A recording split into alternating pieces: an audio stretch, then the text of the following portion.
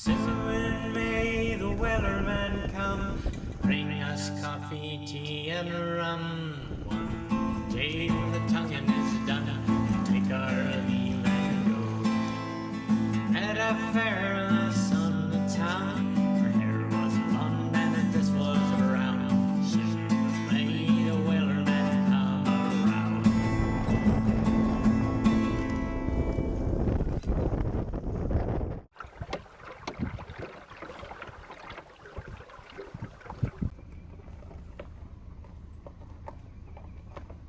I'm about to arrive at Nickel Branch in Land Between the Lakes, which is on Lake Barkley, just south of Barkley Dam. In the back of the truck is my 12-foot flat iron skiff that I built myself last fall of 2023. It's just about the simplest boat you could imagine. It carries a very small lug sail and is easily driven by oars. I formed the top sides of 12-inch wide solid pine boards, and the bottom is 1/4-inch ply. There is no epoxy or fiberglass involved in this build. The whole thing is held together with fasteners and glue. I designed the boat to be as simple as possible, and its intended use was really just for spur-of-the-moment sailing. It doesn't require a lot of preparation to get the boat ready for the water, and I can just throw it in the truck bed and go. The 12-foot skiff's biggest limitation is low freeboard, only 10 to 11 inches depending on how she's loaded. This, combined with the thin 1/4-inch plywood bottom, makes her very light, and the boat is well suited to flat protected waters. This boat is really not designed or well suited to camp cruising, but I thought it could be a fun experiment. I was forced to pack very minimally, essentially a backpacking load in a dry bag and a tote. To me, that was part of the fun of this trip, was seeing how little I needed to get by.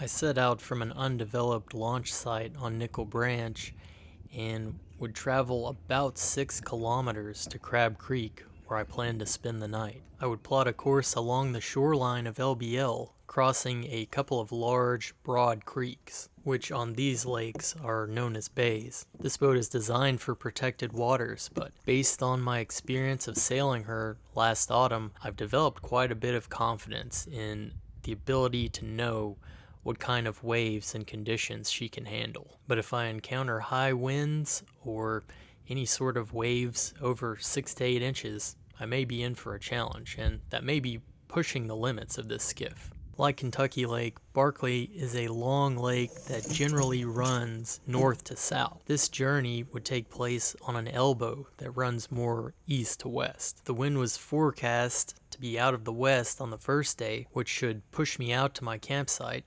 and then on the second day, it was predicted to shift to the east, blowing me back to Nickel Branch. Unfortunately, the forecast did not hold true for day one, and winds were out of the northeast and the east, but very light. So I must warn you, day one was a lot of rowing, but I did get to do some fun sailing when I arrived in Crab Creek that evening, and day two is pretty action-packed with sailing footage.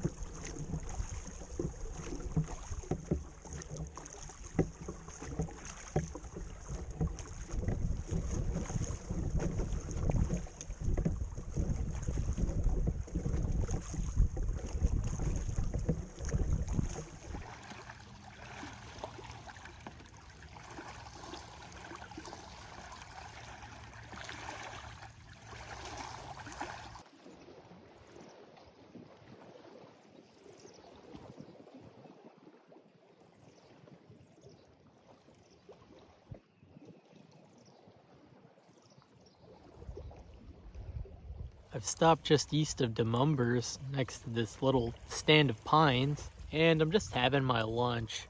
It's a very simple ham and cheese wrap.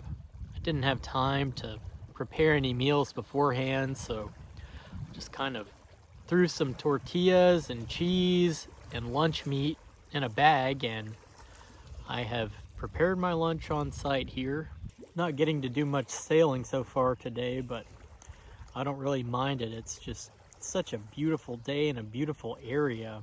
It's early spring and the trees are budding and preparing to leaf out, and it's just nice. A high of 68 or 70 predicted today, sunny, clear skies. Just nice to be out.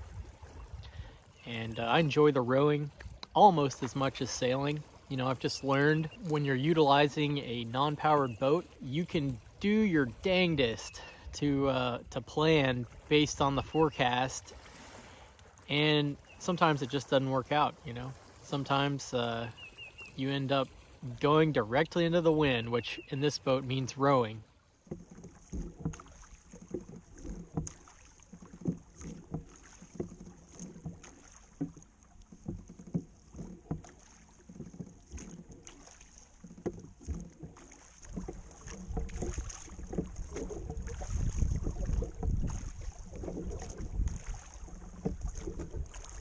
Just made Crab Creek, and I'm going to be camping somewhere back in here, trying to get behind this ridge to give me some shelter from the wind that's predicted overnight. Northeast wind about 10 miles an hour and a low of 38, so that could be a little bit chilly.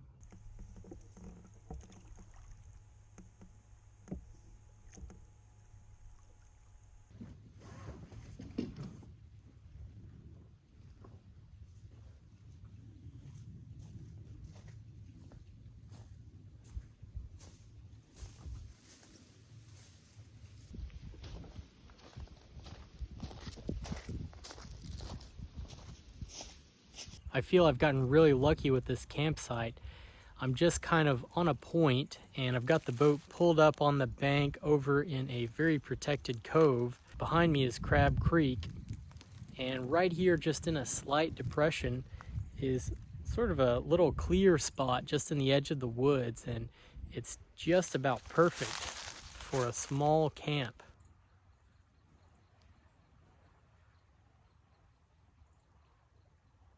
I've been hard at work gathering firewood, and I got pretty lucky here. I'm liking this campsite more and more. Got my shelter set up with the rain fly and have a fire lay with a nice big piece of driftwood for the backlog there. I guess you could call that like a lean-to style. This is my random stick pile against this tree. Random sticks / kindling. And this is the bigger fuel. This campsite had it all. Beautiful scenery, plenty of dead, dry firewood that was nearby and easy to collect and easy to break up without tools, relatively flat, level ground, and the boat was mere feet away, beached in the lee of the point. Camps are rarely this idyllic on my outings. Many times, especially in an unfamiliar area, I end up camping wherever I stop, as I'm just too worn out to do much searching around. To me, Crab Creek sort of marks the beginning of the more remote part of the shoreline of LBL on Barkley. The nearest developed campground is Demumbers, about 4 kilometers to the west. The area does feel very remote. There really is nothing much out here except a few jeep trails. The opposite shore of the lake, however, is developed, and at night you can see the lights of cottages. It is 6 o'clock, still got some daylight, and I'm feeling pretty good about my camp. And I'm gonna go for a sail just around Crab Creek here.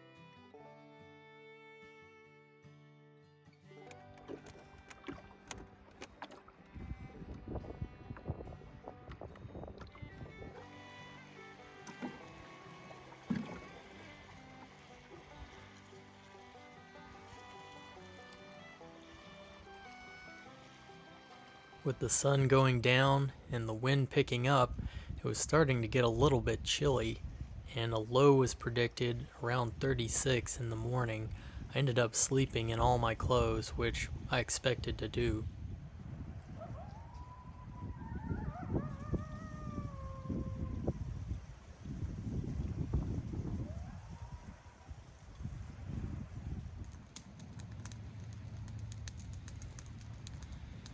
The one drawback to this camp is that it was a little bit exposed to the wind, but when I laid down in the tent, I was a couple of feet below the gravel bar, so it wasn't too bad.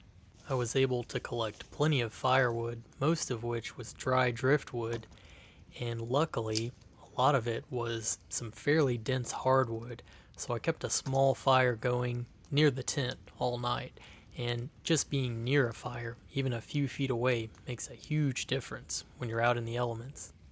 A very dark night can be a little bit spooky when you're spending a night alone in the woods, but luckily tonight there was good illumination as the moon was about 3/4 full and the sky was clear. There was a steady wind blowing all night, but waking up every hour or two to feed the fire, I managed to keep warm until morning.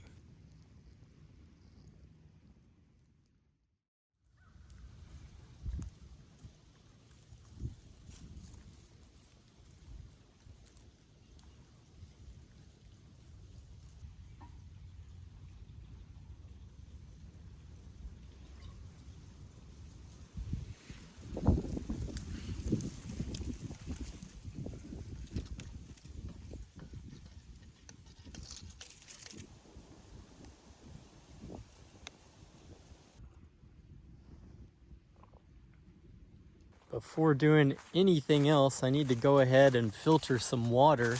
And this trip is actually the first time that I've ever drank the lake water. I always try to find a nice, clear running stream and get some really good water, but just for the sake of convenience, I've decided just to go with the lake water. And it's a lot cleaner this time of year than it is in summer. It does have a little bit of an unusual taste to it. It's not really a bad taste, but I definitely prefer the creek and spring water for sure. My primary water filter is just a basic life straw, but I'm using this 32-ounce Sawyer bag to collect the water. They can be a little bit tough to fill up. Holding them under doesn't seem to do it. You usually have to use a sweeping motion like this. In addition to the normal life straw and Sawyer bags, I also have this life straw filter in a bottle, which is just convenient when you need a little bit of water fast. All you have to do is fill up the bottle from your source, put the top on, and the top has the filter integrated into it. Then when you drink, you actually draw the water through the filter. I take the water collected in the bag and squeeze it through my regular life straw to fill up this 3-liter bottle. The only containers I brought on this trip are the filter bottle, this 3-liter jug, and my 40-ounce stainless steel canteen.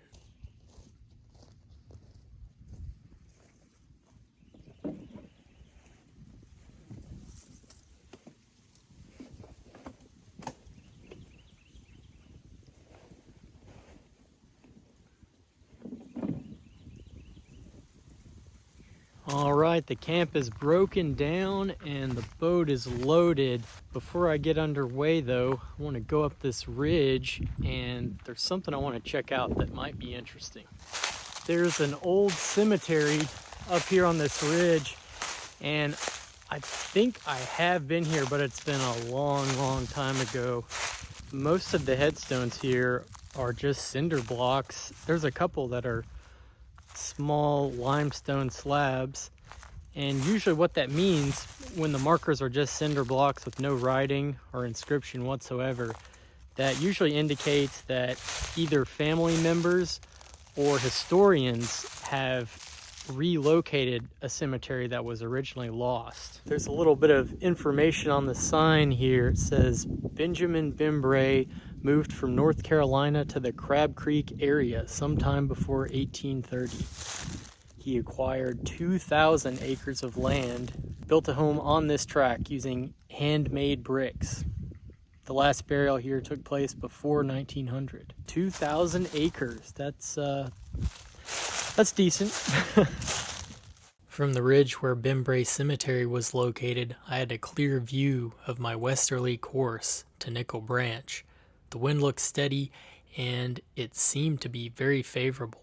After a long day of rowing the previous day, I was really looking forward to sailing. With a sustained wind of around 10 miles an hour, I was hoping to broadreach along the shoreline of LBL all the way back to Nickel Branch.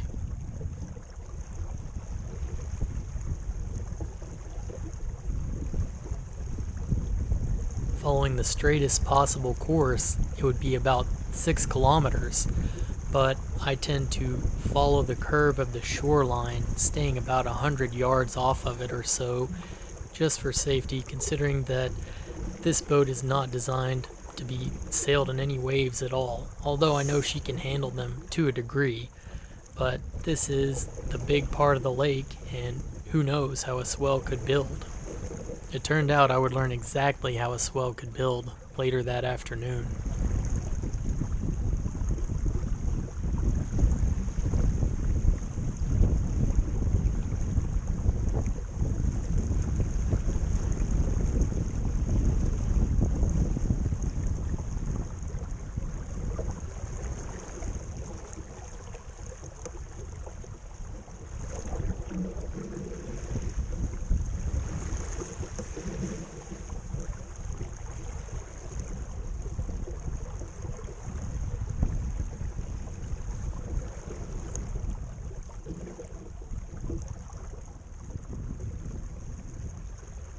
Wind speed was perfect during the first leg of the sail.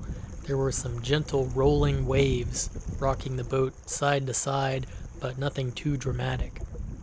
About a kilometer in, I decided to check out a minor side creek and have a look around.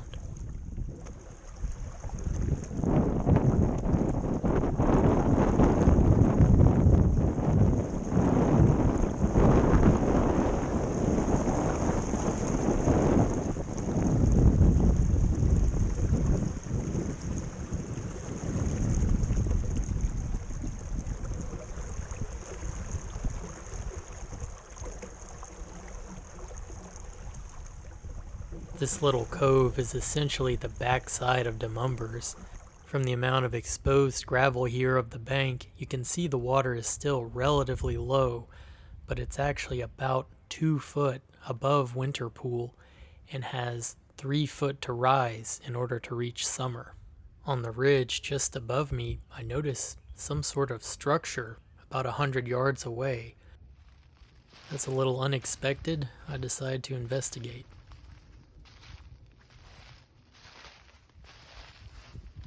Well, is it a hobo camp or a bushcraft camp? You would have to ask the builder. I'm gonna say it's a hobo camp for sure. It's kind of cool, but it's just a mess. Tarsh.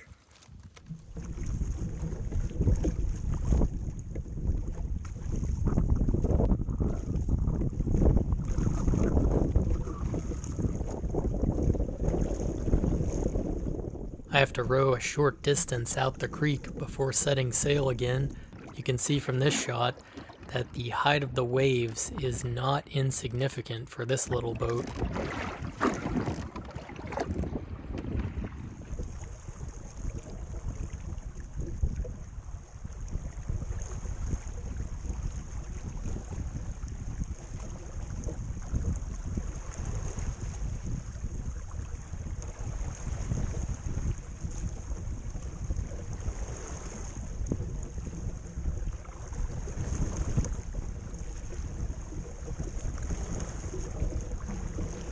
Even downwind, the waves seem to slow the boat down quite a bit, despite the constant wind speed. Demumbers Bay is now just around the corner.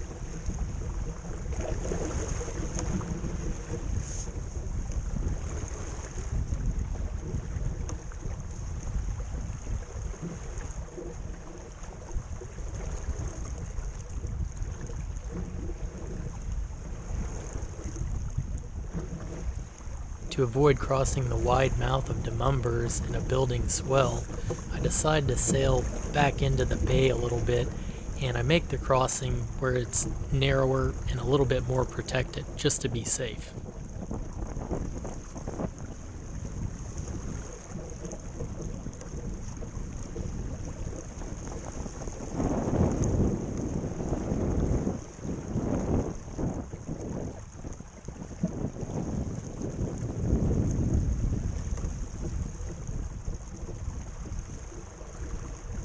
Having turned downwind a bit, I was anticipating having to row, but turns out I was actually able to get upwind pretty handily despite not even putting the dagger board down.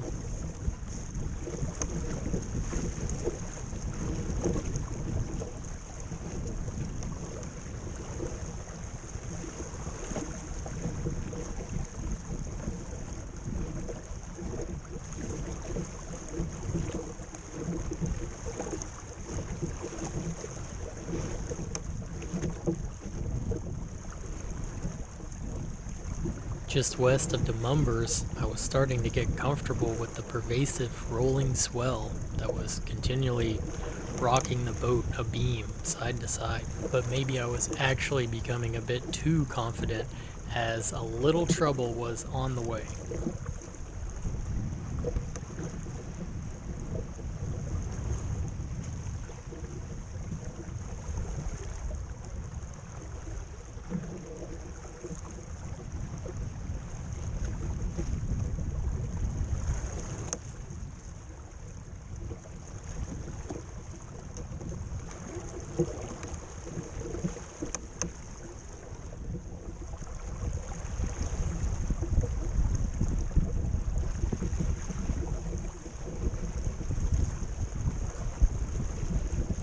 Entering the mouth of Willow Bay, I planned to pursue the same strategy I had used to cross Demumbers, sailing back about halfway and crossing where the bay was narrower and more protected. Wind and waves were building, but all seemed to be going well, until suddenly, out of nowhere, I met with a series of several large waves, much larger than any other that I've encountered in this skiff so far ever, and they were all very close together.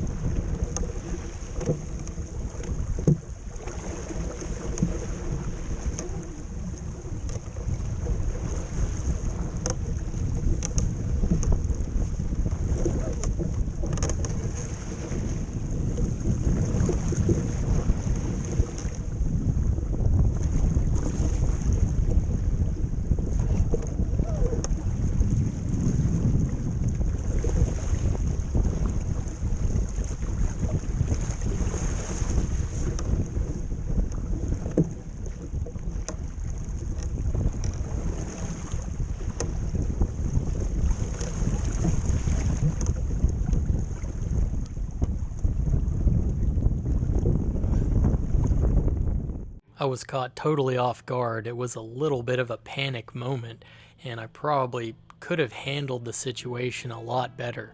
But I did what I could to keep the boat under control, though it was starting to feel a little bit out of control. I was really just trying to feather the power by letting the sail run too far forward and spilling some wind, because what I perceived at the time is that the power of the wind was trying to force the bow to dive into the next wave. Video footage never does this sort of thing justice, but it was a little bit scary to be in that moment. I did the best I could to maintain control. Following this series of rogue waves, a huge gust began to blow down Willow Bay, and I just let the main sheet run out.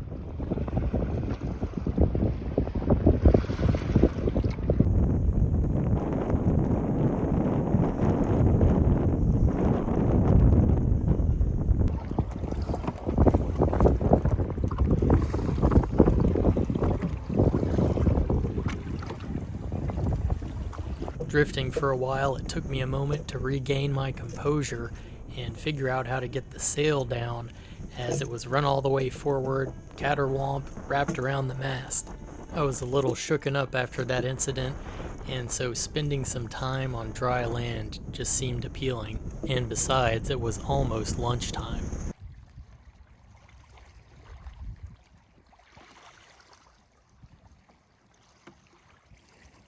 I'm down to half a tortilla, cheddar cheese, and pepper jack. I guess that's lunch.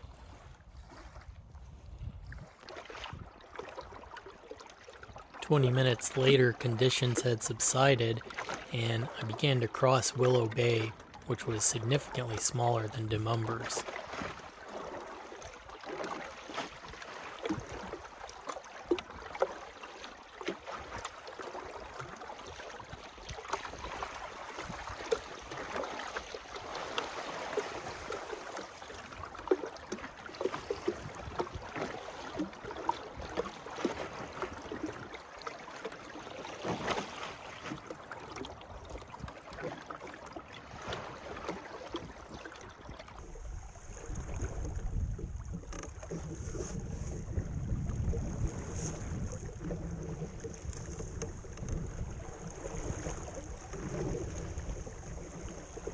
This small commercial fishing vessel was out fishing either for catfish or Asian carp, an invasive species. It's always nice when a larger powered vessel acknowledges a small craft, just so you know they're not going to run you over.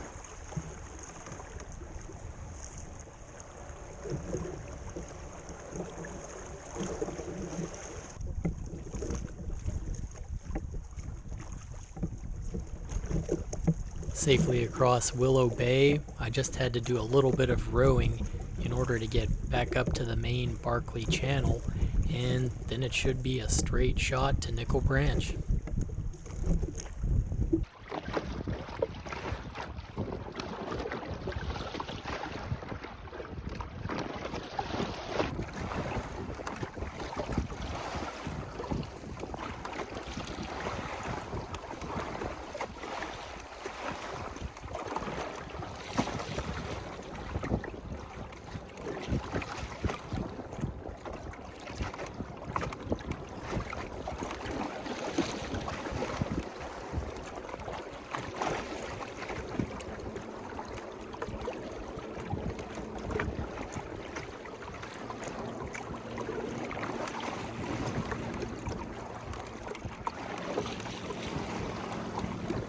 I made Nickel Branch around 4 in the afternoon, and I was a little bit sad the trip was coming to a conclusion, but I was also feeling a little bit fatigued and welcomed the chance to rest. I don't know what it is, but these boating trips seem to wear on me more than even backpacking for 12 or 15 miles. It doesn't seem to make a lot of sense. I'm just sitting there, usually letting the wind do the work, and the rowing isn't really very hard. You're still sitting, and you can rest anytime.